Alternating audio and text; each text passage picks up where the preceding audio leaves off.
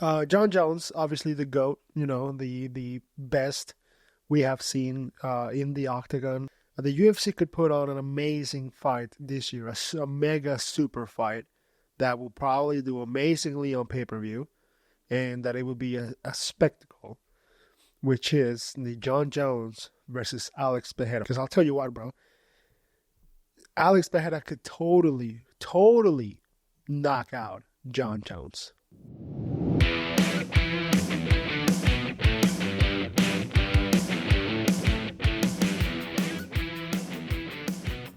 What is up, YouTube? Welcome to another episode of the MMA Show. Thank you guys for tuning in, man. I appreciate y'all.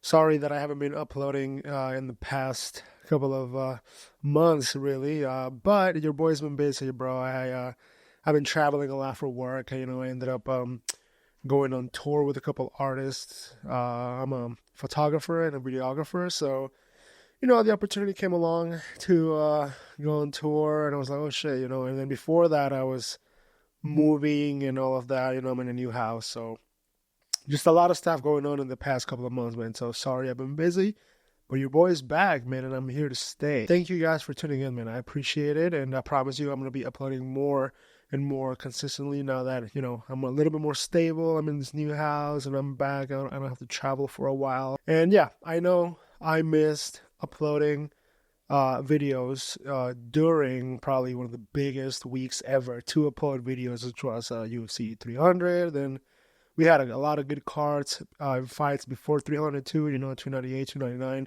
There was amazing cards. Obviously, I was a little upset that my boy Charles lost the fight. I was wanting him to maybe be next for a title, the rematch with Islam Makhachev. That would have been amazing. But, fair game to Armin. He's a fucking savage, bro. He held his own, so good shit to that guy. I'm not going to go too in-depth on UFC 300, but Max Holloway, bro. I mean, obviously had the amazing knockout, against Justin Gaethje. And it was, literally 1 second left. And it was crazy because I think Max Holloway even said this himself. Like, before that fight, he really didn't have a lot of options as far as fights, which is pretty much why they put up the BMF one for him. It's like, well, at featherweight, you beat everybody and you've lost to the champ 3 times. So it was an awkward situation for him where, I don't think they had a lot of bodies to fight at featherweight. And then obviously they booked the fight with Volk and Ilia Topuria. I think that was booked after they booked the BMF one. So, or I could be wrong. But anyways, the timing was wrong where if Max wouldn't have booked the BMF fight, he probably would have immediately got depending on Volk, but he probably could have got a featherweight title shot, and I feel like that would have been amazing. Now, however, he does have that option. So now, I mean, it worked out for him, obviously, because if he would have lost to Justin Gaethje, then it'll be tough to get a fight at lightweight, and then it'll be tough to also go for a championship run at featherweight. I mean, he could do it. He's Max fucking Holloway, bro. But, I think regardless of what would have happened, I think if Ilya doesn't defend against Volk, or if they do fight again and let's say Ilya wins again, then obviously a no-brainer would be, shut the fuck. Obviously, a no-brainer would be Max Holloway for that contention, although you have other people there right on the spot, like Yair Rodriguez, fucking T-City, so that division is getting exciting right now. Every time there's a champion that's been dominant, that kind of puts a bottleneck on the division, right?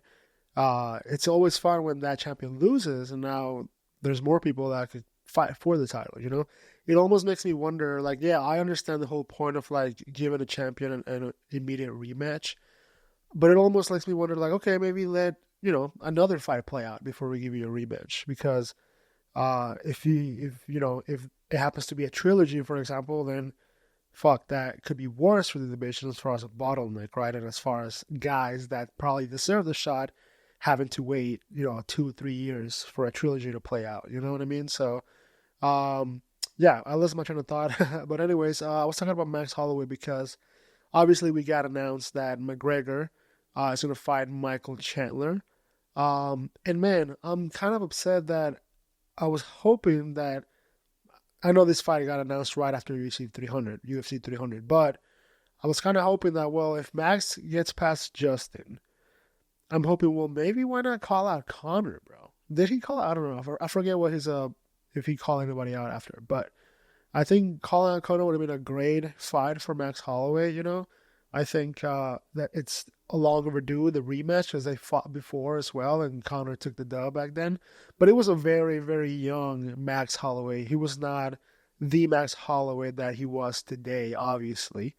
Um, so that rematch really intrigued me. I was like, okay, well, if Connor can come down maybe to a catch weight, maybe like 160 or something like that, maybe Max could do it. But I don't think Connor comes back down to 55, and I don't think Max goes up any higher, especially after uh, definitely having a shot against Ilia Topuria. I think that he should definitely remain, at a featherweight range. If he blows up, goes to 70 to fight Connor, uh, then obviously it's going to be super tough for him to come back down into 45 and fight, uh, Ilya for the title. So, yeah, so hopefully, we'll see what's next for Max. Max, man, he was already a massive superstar, obviously, but now with, beating Justin the way he did it in that fashion, and then appearing in the Tom Brady rose for a slight second there. Like, your boy's going mainstream now, bro. He's fucking going mainstream. He was already a huge name in the MMA community, though. He wasn't like, I don't think he was like household mainstream famous, but, uh, a lot of good things coming up for Max Holloway, hopefully. So, and then another guy that I wanted to talk about too, by the way. Oh, well, let's talk about the Conor fight for a little bit because I know I got booked right after 300. So I will say this: it was not really the fight that I was wanting to see for Conor on his comeback fight, right? I just think there was a few more opportunities out there for him. Um, I mean, fuck, Chandler wasn't even in my like top, I don't know, five that I was wanting for him to fight. I mean, Conor has some great opportunities. Like he could have fought somebody like, well, if you want to talk about like Dreamland, if you want to go there as far as like dream matchups, then yeah, I would have won like the Nate Diaz rematch, for example, or the Khabib rematch, right? But I don't know. I feel like Conor could have called out Islam, and I feel like he would have had a good shot at receiving that fight whenever he wanted. Um, who else? Maybe someone like a Colby would have been a great call out for Conor. I think that's exciting for him, especially right around that weight class. Colby is really only looking for money fights too, so why not? It makes sense. A Dustin Poirier rematch wasn't too far to the picture for me. I feel like that fight would have made sense, just because the third fight I don't count it really. I mean, it was one round and it was Conor snapping his leg at the end of the first round, so it was just we learned nothing from that fight, right? In my mind, if you don't count that fight, then there's still 1-1. So yeah, I mean, a fourth fight is obviously a possibility. So that's always exciting. Um, but yeah, I mean, we're getting Michael Chandler, which it is what it is. I mean, obviously we saw it coming, right? We had the Ultimate Fighter season and all of that, so that kind of gives it away. But I was kind of like with the impression that like, okay, it's quite possible. There was a lot of times there were this whole time before it got announced that we might be thinking, well, it's possible this fight is not happening, right? Because always Connor is always kind of calling out other people, always kind of like thinking more bigger picture. He's thinking about possibly boxing again too. So when I hear stuff like that, when I hear like Connor wants to fight Manny Pacquiao or something like that, I immediately am like, well, fuck,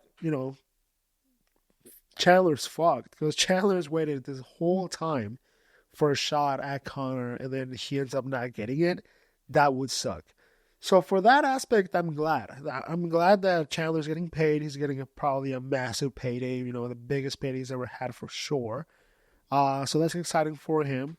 And in my mind, I was like, well, couldn't he possibly make the same amount of money fighting, like, let's say, 3 or 4 times in the time that he was waiting for Connor? He could have fought like 3 or 4 times, right? Probably make maybe a little bit close to what you would have made with Connor, before taxes.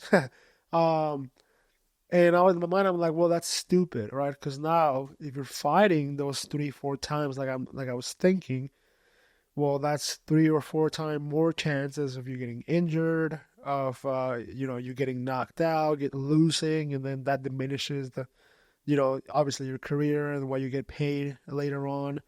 So no, I think Chandler, it was risky. Like I said, it was risky because I think this fight was close to not happening.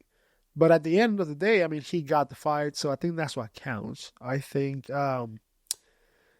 it worked out for him. It really what it is. But if it would have not worked out, think about that. Go that route for a second, because if it would have not worked out, you wasted two and some change years of your life, maybe 3 years. I forget how long it's been exactly. Um, and you've just not fought. You've been inactive. You're gonna have rust, and which is not good. It's good that he has been healthy and stayed healthy. I know Chandler is like a super healthy guy, stand up guy, so he wasn't like he didn't get fat or anything like that. He's always been in shape. He's always a super strict guy when it comes to that. So it's good that he's been staying healthy. You know what I mean? Not taking damage, probably just training, just ironing. Sharpening sharpening the iron. So in that aspect, it's been smart. But again, you just haven't fought in 3 years. So if the Conor fight doesn't happen, from a financial standpoint, that sucks because you haven't made money for the past 3 years as far as fighting goes. He probably has other businesses or things like that, or I would hope he does. Um, but you just haven't fought in 3 years, you're making no money, and then the guy that you were hoping for to fight in Connor, he ends up not fighting you. So it could be difficult in that aspect. But luckily, like I said, it worked out.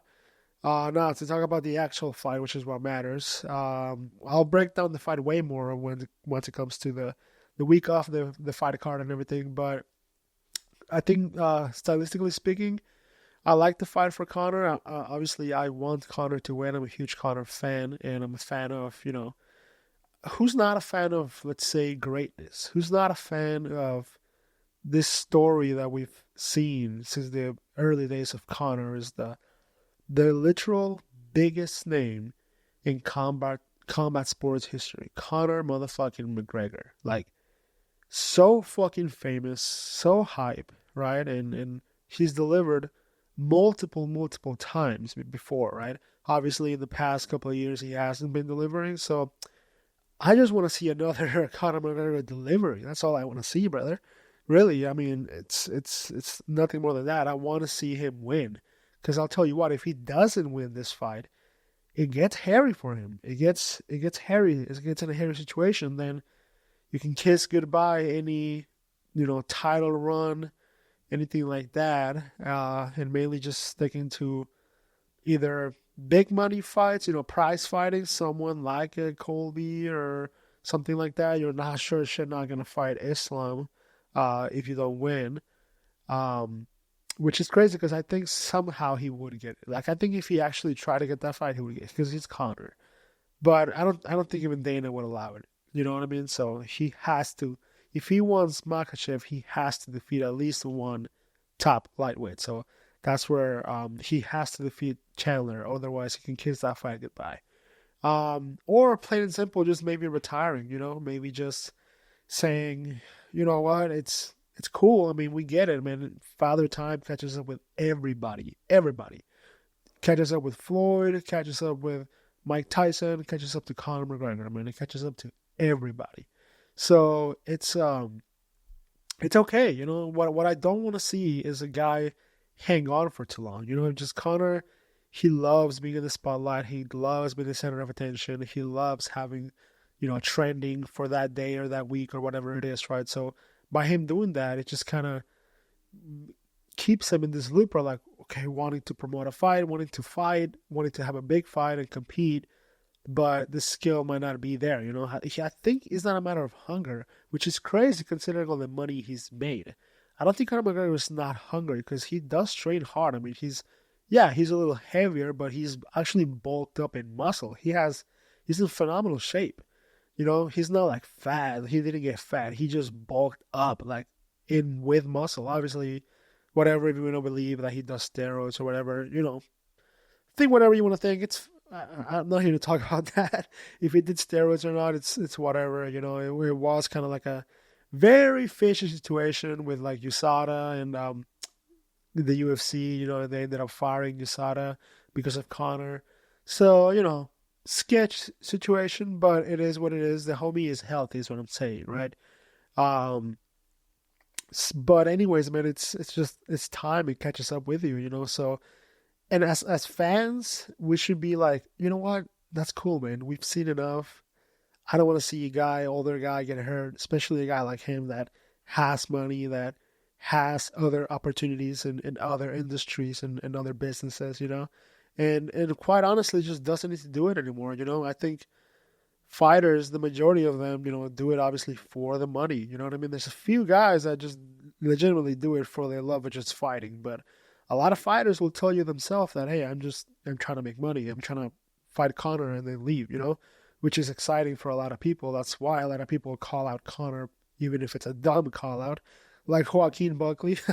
But it's a good fight though for Conor. I think Chandler is a guy that often says fuck the technicality and I'll just swing for the fences. And if Conor is able to at least when that happens, stay composed. Obviously, work on defense. Don't get cracked by Chandler, because if you do get cracked by Chandler with one of those explosive, combos or punches, then it's gonna be 9-9. So it's obviously very dangerous fight for Conor.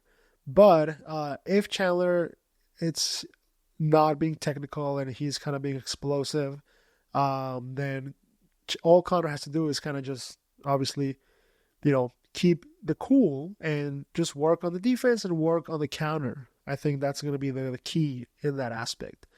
But it's going to be tough if Chandler comes out a little bit more technical.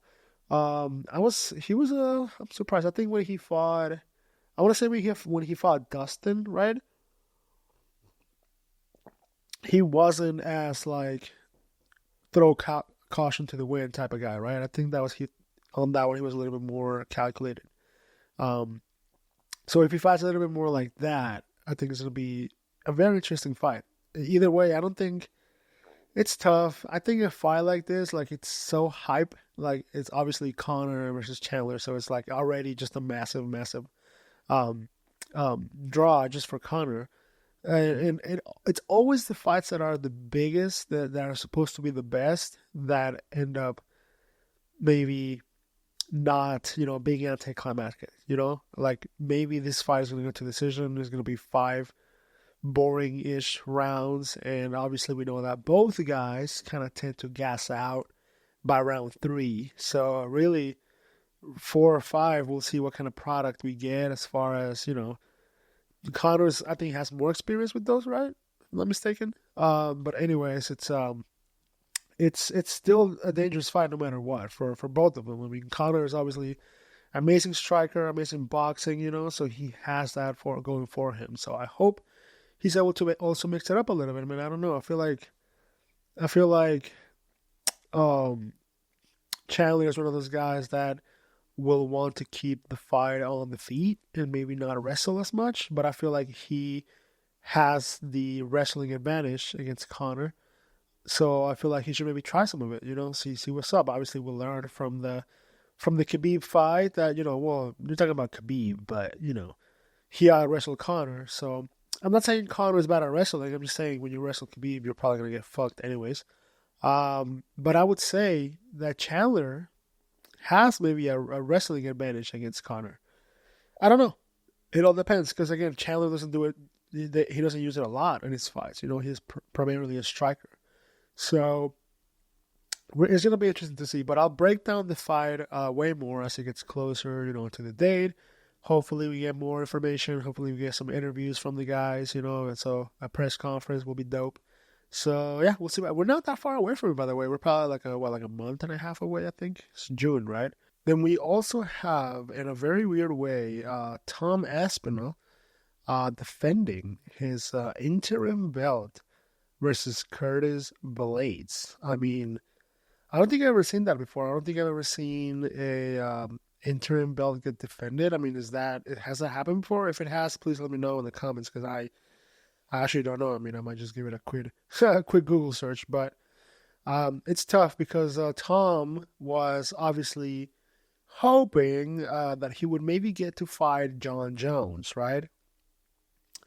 Obviously, that didn't happen. The UFC is kind of dead set on making the John Jones versus Stipe fight, which I personally don't think it makes sense a lot. I think it made sense, well, like 2 years ago, you know what I mean? But now it kind of doesn't. I mean, there was a lot of fights for John Jones that I would have liked to see, like, sorry about that. Like earlier Stipe fight would have been great if Stipe was still a little bit more active, but Stipe hasn't fought in fucking, I don't know, like 5 years, I think. Obviously, the John Jones versus Francis Ngannou fight would have been massive. So that's a fight that, fortunately, we never saw. But hopefully, you never know. You never know. Something could happen. I don't know. They could get an offer. After John Jones retires, he could get an offer somewhere else. So we'll see. You never say never.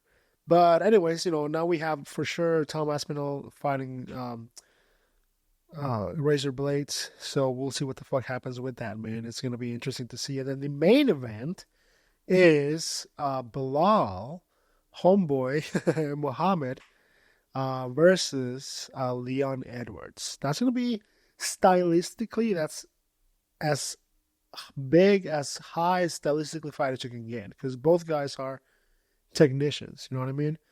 However, the knock on that fight is that because they are that high stylistically and the way they're fighting, their fighting style is not necessarily like going forward as much and not a lot of flashy knockouts and stuff like that. Because of that fight, it's supposed to be a snooze fest, right? I mean, people already clown Bilal Muhammad all the time on social media for just being boring fighter, and you can say the same thing about Leon, but after the Colby fight, I give Leon way more respect. And obviously, after defeating Kamaru Usman twice, I give that guy way a lot more respect, man, because what he did, it's been amazing, bro. Yeah, he was losing the first Kamaru fight, but the fact that the next fight he came back and won it fair and square, I think it speaks volumes. And then just defending against a really relentless, great wrestler, semi-good striker, Colby Covington. I think that was interesting to see as well. I don't think he's a fucking technician. So he fights damn near perfect. He makes no fucking mistakes. He's so technical. It's crazy, bro. So he's a hard guy to fight for because of that. So Bilal, I think, is the perfect opponent. I think this matchup stylistically wise, this is a great fight. Obviously, it's gonna go to decision, I think, but it should be fun, man. It should be really, really fun. And I don't know, Connor's right around that, weight class now that we know where he's fighting at, right, versus Chandler. So it might be interesting to see kind of that division play out a little more and see if maybe we get a little Connor mix in there, maybe a Connor Leon Edwards fight or like a Connor Bilal Muhammad fight, depending on who wins, obviously. You never know, bro. You never know. I mean, he's right there. He's right at that weight class now. So I think my mistake that I've been doing recently is that I'm still kind of counting Connor as a lightweight. I still put him against, the Chandlers, the Gages, the Poiriers, the Makhachevs, but unfortunately, I think it's time to let go and it's time to realize, and maturing is realizing that Connor is no longer a lightweight. He's for sure, at 170 right now. So we'll see what the fuck. As far as John Jones goes, bro, I had a whole theory that I want to talk to you guys about that. I think really the fight that makes more sense for me to watch, for as a viewer, if I want to be entertained, the UFC could put on an amazing fight this year, a mega super fight that will probably do amazingly on pay-per-view, and that it will be a spectacle, which is the John Jones versus Alex Pereira fight. Let me tell you why. John Jones, obviously the GOAT, the best we have seen in the octagon ever, you know what I mean? So that already it's a great start for this, for my argument. However, on the other side, you have motherfucking Alex Poatan Pereira, who has been on a motherfucking tear, bro. I mean, within the short amount of time that he has been in the UFC, he obviously had the couple of fights against Izzy, knocked him out the first one. Obviously knocked out Sean Strickland in a great fashion, former champ. Um, Obviously went through a little bit of a run at light heavyweight as well, with Jan, and then with Yuri Prohaska, and now also having knocked out, the former champ, Sweet Dreams Jamal Hill. I think now this guy is in a position where he's already in a legend status because of having the two belts. If he can solidify himself by going up to heavyweight and having a remote chance of beating John Jones, which means, this is where I would talk about the spectacle part, which means that he would become probably the highest decorated fighter in the UFC. I mean, talk about GOAT status. He would be up there with John Jones. You know what I mean? Who else would have put up there? Mighty Mouse? Who else would have put there? Fucking Anderson Silva? He's right up there with them, okay? 3 belts, no one has ever done. 3 weight classes, 3 divisions, no one has ever done. Especially considering he's done it in such a short amount of time. And, every time he fights, it's a massive, massive pay-per-view fight. It's, it's a big event. It's like MSG or something like that. He's headlined MSG a few times. What other fighter that's been in the UFC only a couple of years gets to say that they are headlining MSG? Oh, and by the way, headlined UFC 3 motherfucking 100. You know what I mean? It's no one. This guy's record and this guy's resume is probably one of the best out there, if not the best as far as decorated. And that's not even counting his previous UFC experience, which was also multiple weight class champion at other organizations. I think it was Pride, right? If I'm not mistaken. If I am, I'm sorry. But this guy's accomplishments and his record and the belts he's had across multiple organizations, multiple weight classes, like it's insane. There's nothing that comes so close to it. There's absolutely nothing. I'm sorry, but not even John Jones. John Jones has 2 belts. Yeah, he has a lot more title defenses, which I think I do put a lot of weight on those. I think those definitely make a difference. Those matter a lot. Because being a champion of one belt and maybe defending it once or twice, and that's it, it's not as impressive as like a John Jones or like a Anderson Silva or like a Kamaru Usman, that they went through long periods of consistently defending the title. They didn't take long breaks. They just consistently defended the title. So that was my rant for that. I hope you guys kind of enjoyed it. I think Alex has a shot, though. I mean, Alex is, he destroyed people at fucking middleweight. He destroyed people at fucking light heavyweight. So I don't know why he wouldn't destroy someone at heavyweight. I think if that guy touches anyone, they're dead. If that guy catches you with the signature, short little left hook, boop, and he doesn't even have to wind up. Like he doesn't loop his punches. He doesn't fucking set them up perfectly. He doesn't throw like perfect combos and then hit you with the right one at the last one. Like he doesn't do any of that. It's just an awkward, like perfect time, just left hook, boom, and then that's it. You're done. And this motherfucker will throw that shit twice, bro. He's that fucking good. He doesn't even go with the right. He just left and then maybe go throw the right once, but he's so fucking good. He touches anyone, which is a scary thought because I'm such a huge John Jones fan, bro. So the fact to think that he could even do that to John Jones would be amazing. But then again, to flip it, right? And this is where I say, like, this fight would be a spectacle. If John Jones is able to do what he does to Alex Pereira, which is able to maybe outstrike him, take him down, open him up with some nasty elbows, submit him, or ground and pound him. If he's able to do that, or just with the fight in general, he becomes also the absolute. I mean, he already is the GOAT, so there's nowhere else for him to go. He becomes the GOAT. You know what I mean? Like, if he is able to get past Alex, I think that's just adding to his amazing resume that, hey, I'm the best ever.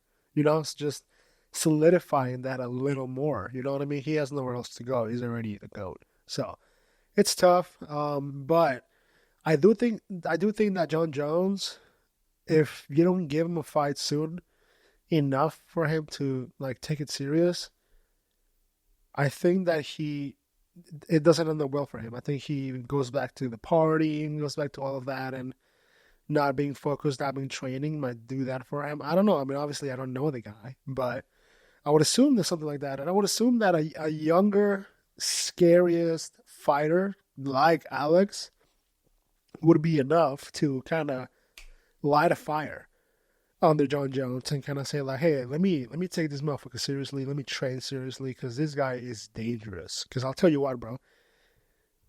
Alex Pereira could totally knock out John Jones. And that's a fact, bro. So it is what it is, But anyways, thank you guys for watching. I appreciate it. And make sure to leave a like. Make sure to subscribe and leave a comment if you wish. And I'll see you guys on the next one. Peace.